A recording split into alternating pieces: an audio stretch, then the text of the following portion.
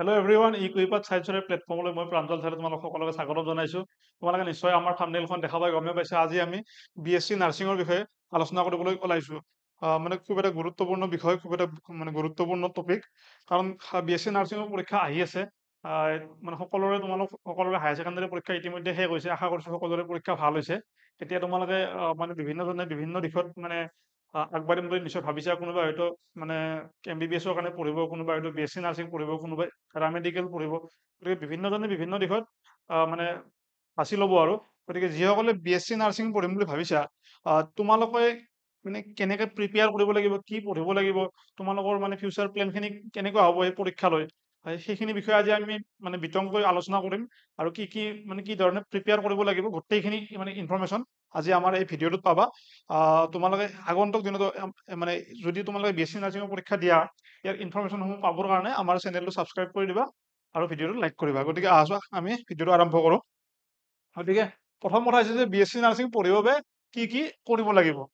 BSc nursing পঢ়িবৰ কাৰণে একো কৰিব নালাগে, জাষ্ট এটা এন্ট্ৰেন্স এক্সাম হ'ব। এন্ট্ৰেন্স এক্সাম হ'ব এটা। এন্ট্ৰেন্স এক্সামটো তোমালোকে দিব লাগিব ভালকে। আৰু ইয়াত আমি অনলি আমাৰ অসমৰ কাৰণে যিখিনি মানে ফৰ্ম ফিল আপ হয় বা মানে আমাৰ অসমৰ কাৰণে যিখিনি মানে অসমৰ কলেজ বা আমাৰ অসমৰ যিখিনি গভৰ্ণমেণ্ট কলেজ বা প্ৰাইভেট কলেজৰ কাৰণে যিখিনি মানে এডমিশ্যন হয়, সেইখিনি কথাই পাতিম ইয়াত। আমি বাকীখিনি যিখিনি মানে ইয়াৰ বাহিৰেও BSc নাৰ্ছিঙৰ কিছুমান পৰীক্ষা হয়, মানে চেন্ট্ৰেল লেভেল বা বেলেগ বেলেগ লেভেলত, আমি সেইখিনি আজি ইয়াত কথা নাপাতো, যিহেতু আমাৰ মানে মেক্সিমাম দৰ্শক আমাৰ মানে অসমৰে হয়। গতিকে আমি গতিকে অসমৰ বস্তুখিনি ইয়াত আলোচনা কৰিম।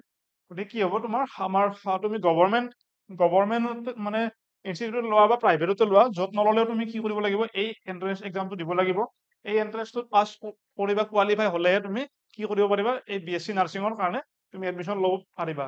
গতিকে যদি কোনোবাই ভাবি আছা যে কি বুলি কয় মই প্ৰাইভেটকে পঢ়িম, মই এন্ট্ৰেন্স নিদিলেও হ'ব নেকি, সেইটো নহয়। তুমি যদি প্ৰাইভেটকেও পঢ়া, তুমি BSc নাৰ্ছিং যদি তুমি পঢ়িম বুলি ভাবিছা, তেতিয়াহ'লে তুমি এই এন্ট্ৰেন্সটো দিবই লাগিব। এই এন্ট্ৰেন্সটো দিয়াটো একদম কম্পালচৰি। গতিকে সেয়া লাগিলে গভৰ্ণমেণ্টে হওক বা প্ৰাইভেটে হওক। এই এক্সামটোৰ বিষয়ে আমি মানে পৰীক্ষাটোৰ বিষয়ে জনাৰ আগতে অকণমান পৰীক্ষাটো কোনে পাতিব, কি পাতিব, সেইখিনি জনাও উচিত অকণমান। যে এই যিটো পৰীক্ষা হ'ব তোমালোকৰ, বা এই গোটেই মানে পৰীক্ষাখিনি পৰিচালনা কৰিব Srimanta Sankardev university of health science. গতিকে আমাৰ অসমৰ এই Srimanta Sankardev university of health and চায়েন্সে এই পৰীক্ষাখিনি কণ্ডাক্ট কৰিব। আৰু ইয়াৰ গোটেইখিনি মানে যিখিনি তোমালোকৰ প্ৰচেছ হ'ব, গোটেইখিনি এই ইউনিভাৰ্চিটিখনৰ আণ্ডাৰত হ'ব। গতিকে আগন্তুক দিনত তোমালোকে মানে এই যিটো ৱেবছাইট আছে, যিটো Srimanta Sankardev university of health and চায়েন্সৰ ৱেবছাইট আছে, এইটোত গৈ তোমালোকৰ ইনফৰমেশ্যনবিলাক চাব পাৰা। বা মানে মই যিখিনি কম তাৰে বাহিৰে যদি কিবা এক্সট্ৰা লাগে বা নিজে এবাৰ যদি প্ৰেক্টিকেলি চাব বিচাৰা, এই মানে চেনেলটো মানে এই যিটো ৱেবছাইট আছে, ইয়াত গৈ পেলাই তোমালোকে কি কৰিব পাৰা, চাব পাৰা। গতিকে এতিয়া তোমালোকৰ নিশ্চয় ভাবিছা যে ঠিক আছে, পৰীক্ষা মানে বহুতে শুনিছা যে BSc নাৰ্ছিঙৰো এনেকৈ BSc নাৰ্ছিং কৰিব পাৰি, ভাল সুবিধা আছে, মানে ভাল জব পোৱা যায়। কিন্তু এতিয়া হয়তো বহুত নাজানা যে মানে কি ধৰণে আগবাঢ়িব লাগিব বা কি কি কোৱালিফিকেশ্যন লাগিব। গতিকে এতিয়া ইয়াত আমাৰ সেই হৈছে যে শিক্ষাগত অৰ্হতা কি কি লাগিব, অৰ্থাৎ মানে কি পাছ কৰিলেও বা মানে কি পাছ কৰিলে বা কি কোৱালিফিকেশ্যন থাকিলে তুমি কি মানে এই BSc নাৰ্ছিঙৰ পৰীক্ষা দিব পাৰিবা। গতিকে ইয়াত দিয়া আছে এইখিনি বস্তু আমি নিজাকৈ দিয়া নাই। এইখিনি বস্তু 2024 চনত মানে অৰ্থাৎ এইবাৰ যিটো 2000 মানে পৰীক্ষা হ'ব, যিটো 2025 চনত, কিন্তু 2024 চনত যিখিনি কোৱালিফিকেশ্যন ক্ৰাইটেৰিয়া দিয়া আছিল, আমি সেইখিনিকে আমি তোমালোকৰ আগত দিছোঁ। কাৰণ যদি ইউনিভাৰ্চিটি কিবা চেঞ্জ কৰে আমি গম নাপাওঁ, কিন্তু নৰ্মেলি এইখিনিয়ে এই ক্ৰাইটেৰিয়াখিনিয়ে বছৰ বছৰ ধৰি চলি আহি আছে। গতিকে এই বছৰত নিশ্চয় এইখিনি মানে চেঞ্জ হোৱা কোনো ধৰণৰ আশা নাই। গতিকে এইখিনি তোমালোকে নিজৰ লগত মানে তোমালোকে এইখিনি কোৱালিফিকেশ্যন তোমালোকৰ আছে নে নাই তোমালোকে চাই ল'বা। যদি এইখিনি কোৱালিফিকেশ্যন নাই, তোমালোকে হয়তো মানে এলিজিবল নহ'বও পাৰা। গতিকে তোমালোকে প্ৰথম কি হ'ব লাগিব, তোমালোকে মানে অসম বা ইণ্ডিয়াৰ বাসিন্দা হ'ব লাগিব, ভাৰতৰ বাসিন্দা হ'ব লাগিব। Candidate must have pass higher secondary. গতিকে তোমালোকে ক্লাছ 12 পাছ কৰা হ'ব লাগিব। যদি কোনোবাই মেট্ৰিক পাছ কৰি ভাবিছা মই BSc নাৰ্ছিঙত এডমিশ্যন ল'ম, তোমালোকে ল'ব নোৱাৰিবা।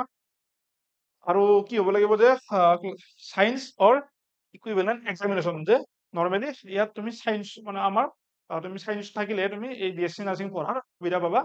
আৰু এইবিলাকতো হয় আৰু from recognise board of university. তুমি যদি ধৰা আমাৰ SSCৰ পৰা কৰিছা বা যিকোনো CBSEৰ পৰা কৰিছা, সেইবিলাক যিকোনো হ'লেও কথা নাই, মাত্ৰ কি হয়, ৰিকগনাইজ হ'লে হ'ল। তাৰপিছত তোমাৰ কি চোৱা, এই বস্তুটো কি হয় যে English as one of the subject, যে কি হ'ব লাগিব তোমাৰ, তুমি হায়াৰ ছেকেণ্ডাৰীত তোমাৰ ইংলিছ ছাবজেক্ট থাকিব লাগিব। নৰ্মেলি সকলোৰে থাকে, মানে HSSC যিমানবিলাক ষ্টুডেণ্ট আছে বা CBSE ৰ যিবিলাক থাকে নৰ্মেলি এইটো সকলোৰে থাকে। যদি কিবা বেলেগ বৰ্ড আছে য'ত ইংলিছ নাথাকে মই নাজানো বাৰু এইটো, কিন্তু নৰ্মেলি তোমাৰ ইংলিছটোত মানে থাকিব লাগিব এটা ছাবজেক্ট হিচাপে। আৰু চোৱা, তোমালোকৰ 50% মাৰ্কছ লাগিব, অৰ্থাৎ হায়াৰ ছেকেণ্ডাৰীত তোমালোকে 50% নম্বৰ পাব লাগিব তোমালোকে যদি BSc নাৰ্ছিং কৰিম বুলি ভাবিছা। কিহত পাব লাগিব?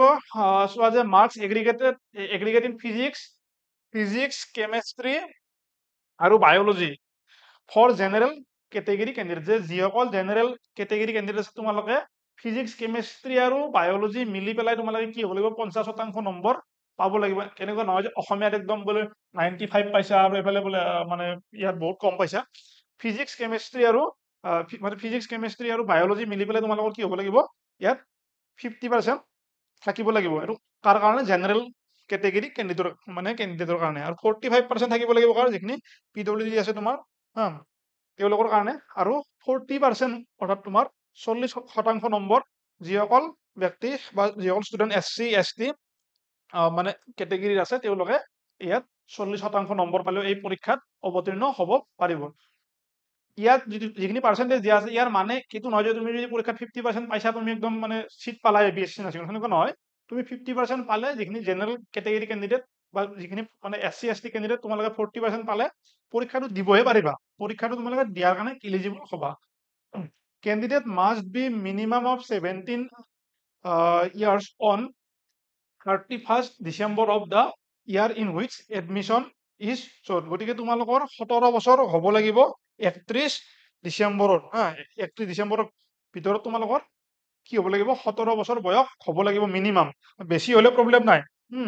যদি বয়স বেছি হৈছে অলপ চলপ প্ৰব্লেম নাই, কাৰোবাৰ 18 হৈছে 19 হৈছে প্ৰব্লেম নাই, কিন্তু মিনিমাম 17 বছৰ তোমালোকৰ হ'ব লাগিব। গতিকে এইকেইটা হৈছে আমাৰ কি ক্ৰাইটেৰিয়া। তোমালোকে পৰীক্ষা দিবৰ কাৰণে প্ৰথম এইটোতো হয়ে মানে নিশ্চয় সকলোৱে আমাৰ বেছিভাগ ষ্টুডেণ্ট বা আমাৰ চব ষ্টুডেণ্ট মানে অসমৰে হ'ব, বাহিৰৰ ষ্টুডেণ্টৰ ক'ত আহিব আৰু, নহয়। কিন্তু কি হ'ব লাগিব যে তোমালোকে হায়াৰ ছেকেণ্ডাৰী পাছ হ'ব লাগিব, চায়েন্স থাকিব লাগিব। তাৰপিছত তোমালোক জেনেৰেল কেটেগৰী কেণ্ডিডেট তোমালোকৰ 50% থাকিব লাগিব। তোমালোক মানে যদি PWD কেণ্ডিডেট হয় তেতিয়াহ'লে 45% থাকিব লাগিব। আৰু যদি SC ST হয়, প্লেইনছ হিলছ মানে যিমানবিলাক কেটেগৰী আছে তোমালোকৰ 40% থাকিব লাগিব আৰু 17 বছৰ বয়স হ'ব লাগিব। এতিয়া চোৱা যে তোমালোকে নিশ্চয় ভাবিছা যে পৰীক্ষাটো দিম বাৰু, কিন্তু পৰীক্ষা দিয়াৰ ক'ত ক'ত সুবিধা হ'ব, যে পৰীক্ষা চেণ্টাৰ ক'ত ক'ত পৰিব সেইখিনিও আমি তোমালোকৰ বাবে লৈ আহিছোঁ। এইখিনি পৰীক্ষা চেণ্টাৰ যোৱা বছৰ দিয়া হৈছিলে, গতিকে এই বছৰ নিশ্চয় এইখিনি চেণ্টাৰ দিবই। হয়তো নতুন কিবা এড হ'ব পাৰে, ইয়াতকৈ মানে কমা চান্স নাই। পৰীক্ষা চেণ্টাৰ ক'ত ক'ত আছে চাই লোৱা।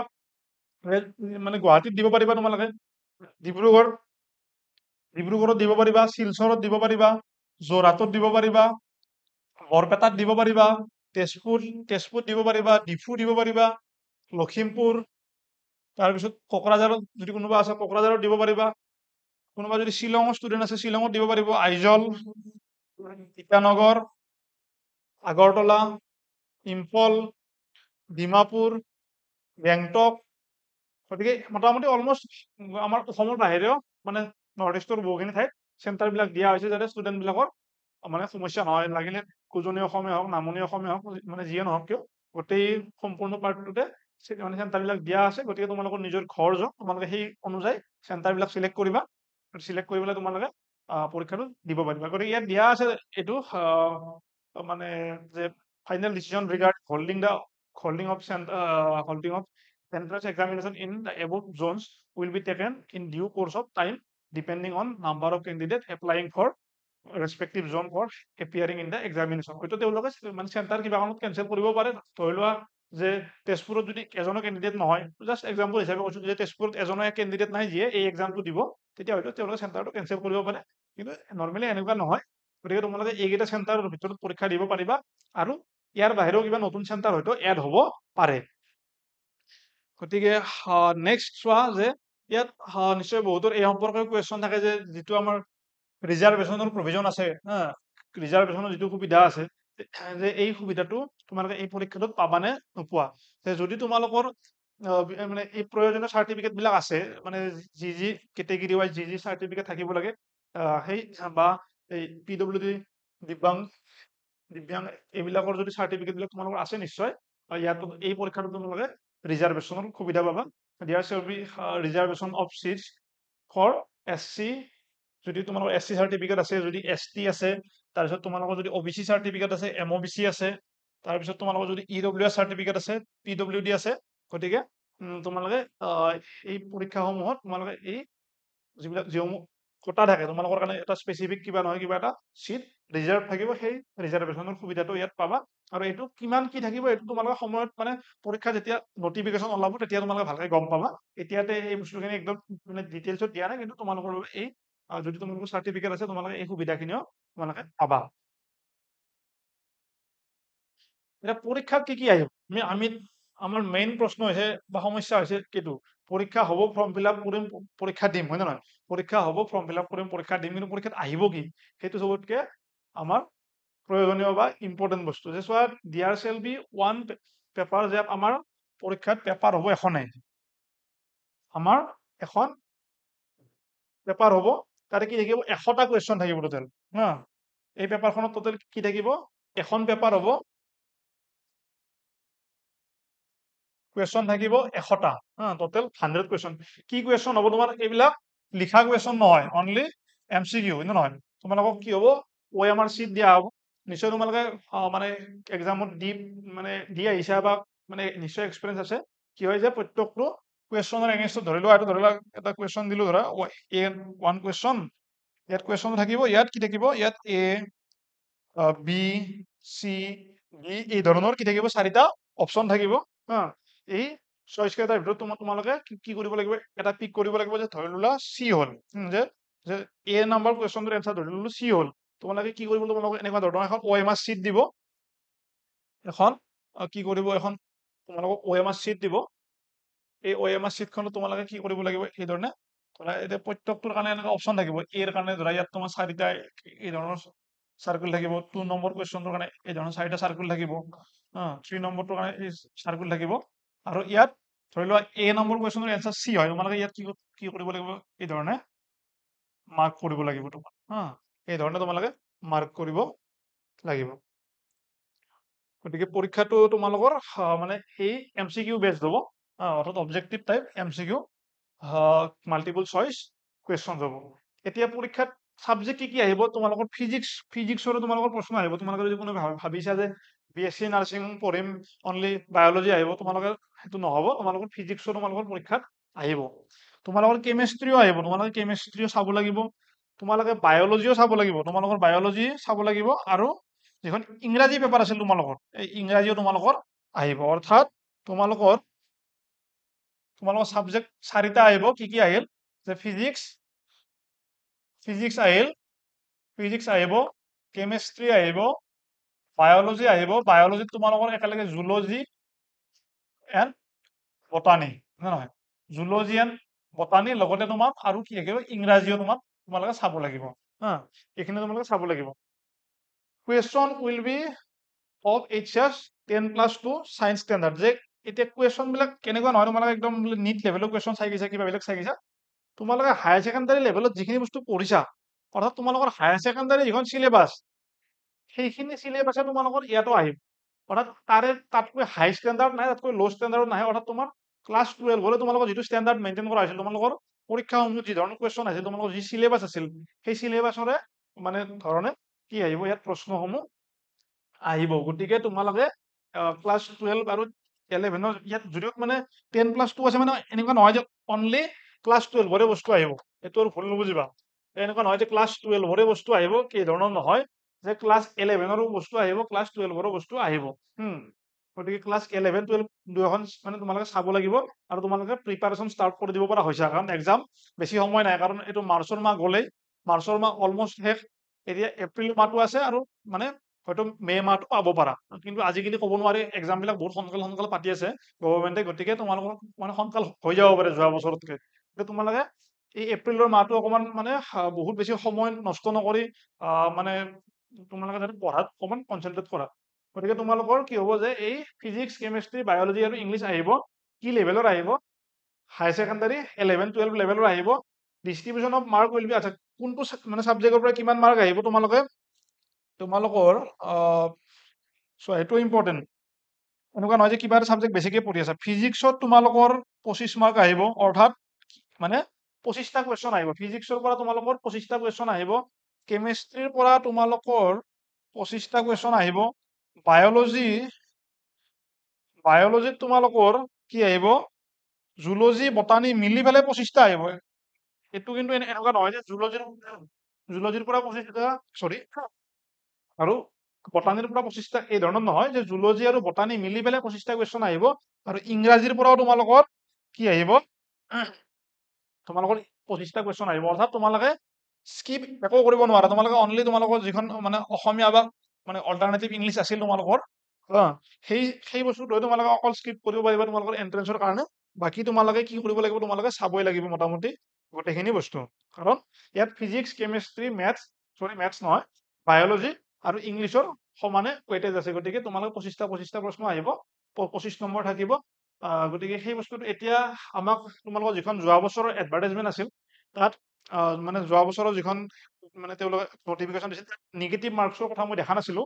গতিকে নিশ্চয় তোমালোকে নিগেটিভ মাৰ্ক নাথাকিব কিন্তু যদি এইবাৰ নিগেটিভ মাৰ্ক দি দিয়ে মই সেইটো গম নাপাওঁ বাৰু দি দিব পাৰে এতিয়া ইয়াত চোৱা যে কি বুলি কয় যে পাছ কৰিবৰ কাৰণে আমাক কি লাগিব পাছ কৰিবৰ কাৰণে আমাক কি লাগিব ইয়াত মানে তোমাক সুধিছে পাছ কৰিবৰ কাৰণে আমাক কি লাগিব এতিয়া এটা ইয়াত জেনেৰেল ক্ৰাইটেৰিয়া দিয়া আছে এটা ইয়াত জেনেৰেল ক্ৰাইটেৰিয়া দিয়া আছে যে the minimum qualifying criteria and cut off score in entrance examination of BSc nursing course will be as follows যে তোমালোকৰ যিটো কাট অফ বা মানে যিটো পাছিং মাৰ্ক হ'ব সেইটো হৈছে কি জেনেৰেল বা EWS যিসকলৰ জেনেৰেল বা EWS কেটেগৰীত তোমালোকৰ কি হ'ব 50% নম্বৰ তোমালোকে মিনিমাম পাব লাগিব মিনিমাম 50% নম্বৰ তোমালোকে 100 নম্বৰ আছিল হয় নে নহয় 100 নম্বৰ ভিতৰত তোমালোকে যদি পাছ কৰিব লাগে মিনিমাম 50 মাৰ্ক পাব লাগিব 50 মাৰ্ক পাব লাগিব গতিকে SC ST আৰু যদি তোমালোকে OBCৰ মানে কেণ্ডিডেট হয় তোমালোকৰ যদি SC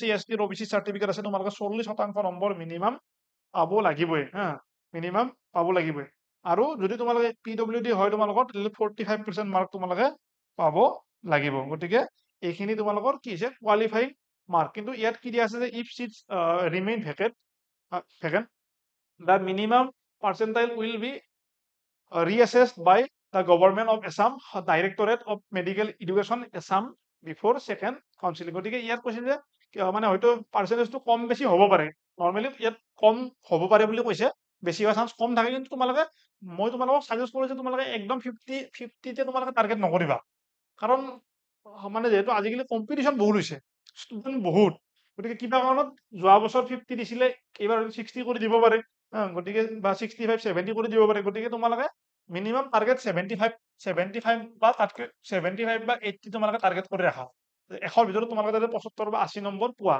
কাৰণ ইয়াত এটা সুবিধা আছে চোৱা MCQ এক্সামত তুমি যদি জানা তুমি যদি স্ক'ৰ কৰিব পাৰা তুমি যদি মানে ক্লিক কৰিব পাৰা যদি তুমি কি হ'ব তোমাৰ তুমি শুদ্ধকে কৰি আহিলে তুমি ফুল নম্বৰ পাবা কাৰণ ছাবজেক্টিভত কি দিগদাৰ হয় তুমি এটা কুৱেশ্যনৰ 5 মাৰ্কছ আছে লিখিছা তাত টিচাৰে তোমাক 5 নিদিব পাৰে ইয়াত তোমাক যদি কাৰেক্ট হৈছে 1ত তুমি 1 মাৰ্কছে পাবা গতিকে তুমি ইয়াত মানে মানে মেক্সিমাম মাৰ্ক অবটেইন কৰিব ট্ৰাই কৰিবা কাৰণ এন্ট্ৰেন্স এক্সামত যিমানে নম্বৰ পোৱা সিমানে নিজৰ ছাকচেছ ৰেট বা সিমানে ভাল কলেজত পোৱা চান্সটো কি হয় বেছি হৈ যায় তুমি যিমানে তোমাৰ মাৰ্ক কমি আহিব তুমি সিমানে ধৰক মানে অলপ মানে কম লেভেলৰ বা মানে যিটো কম মানদণ্ড থকা মানে কলেজত চিট পাবা যিমানে তোমাৰ ভাল মাৰ্ক আহিব সিমানে তুমি একদম টপ লেভেলৰ কলেজবিলাকত পাবা গতিকে নিশ্চয় সকলোৱে এখন ভাল কলেজত পঢ়িবৰ কাৰণে ইচ্ছা কৰে গতিকে তোমালোকে এই বস্তুখিনি চাব লাগিব যে কিমান তোমালোকৰ মানে মাৰ্ক আছে সেই বস্তুটো তোমালোকৰ ডিপেণ্ড কৰিব গতিকে এতিয়া মেইনলি আমি এইখিনিয়ে আমাৰ আজি ডিছকাশ্যন আছিল যে আমি প্ৰথমতে পৰীক্ষা মানে যদি BSc নাৰ্ছিং কৰিব খোজা